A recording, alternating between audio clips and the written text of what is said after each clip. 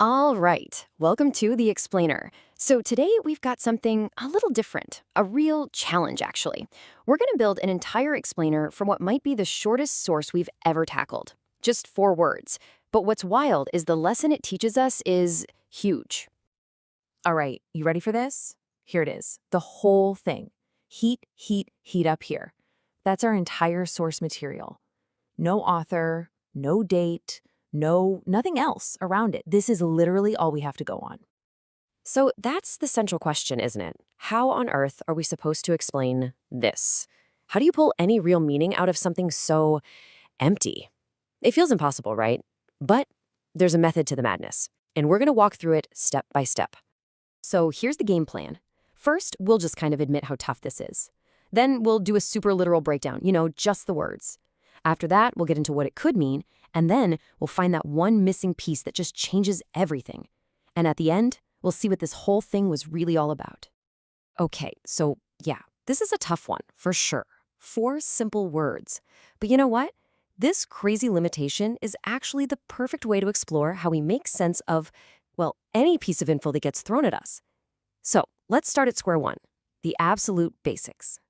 All right, first up, a literal breakdown. And for this part, we're going to get super clinical. Like imagine we're scientists looking at these words under a microscope, totally detached from any possible story or meaning. Okay, first word, heat. By the book, it's just the quality of being hot, high temperature. Super simple, right? On its own, pretty straightforward. But then look at this. It's repeated. It's not just heat. It's heat, heat, heat. 3 times. And in language, when you repeat something, you're trying to make a point. It's for emphasis. So whatever is going on here, that feeling of heat is obviously the most important part. It feels urgent. And then we have the last part. Up here. This tells us where. It gives us a location, right? A high place, somewhere above, something. So, putting the pieces together, we have an intense feeling, heat, repeated 3 times for a reason, and a specific place up here. Okay, so we've broken it all down. We know it literally means high temperature, high temperature, high temperature in this high place. But does that really help us understand what's being said? Really? Not so much. It's just a bunch of dictionary definitions strung together. Going just by the literal meaning, well, it's a total dead end. Okay, so this is where our brains do something really interesting. See, when we're faced with something that doesn't make sense, our minds can't stand it. We automatically start trying to invent a story to fill in the blanks. We have to create a narrative. So let's play along. What are some of the stories we could invent for these 4 words? And this right here shows you the problem perfectly. On one hand, could this just be a weather report? A pilot flying a plane, noting the temperature is getting high, makes sense. But on the other hand, could it be a metaphor? Maybe a CEO in a high-stakes meeting feeling the pressure, the heat building up. The exact same words create 2 totally different worlds. Oh, and it doesn't stop there, not by a long shot. Maybe it's a scientist, right? And an experiment is overheating. Or what about a roofer working on a hot day, yelling down to his buddy? It could be an actor on a stage under the hot lights talking about emotional pain. Or hey, maybe it's not deep at all. Maybe it's just a lyric from some pop song. The crazy thing is, all of these kind of work. And that brings us right to the core of the problem. We've got all these potential stories, but which one is actually true? And, more importantly, how could we possibly know for sure? How do we get from just making stuff up to actually understanding? Well, the answer is in the one crucial thing that we are missing. There's this one missing piece of the puzzle. It's like the key that can take these 4 words and unlock what they actually mean. Because without it, we're just guessing in the dark. And that key is context. That's it. That's the whole game. It is the single most important thing you need for understanding anything. It's the frame that makes the picture make sense. You see, context is the who, what, where, when, and why that wraps around those 4 little words. Who said it? Who were they talking to? Where were they? When? Why did they say it? If you don't have the answers to those questions, you don't really have information. You just have random data.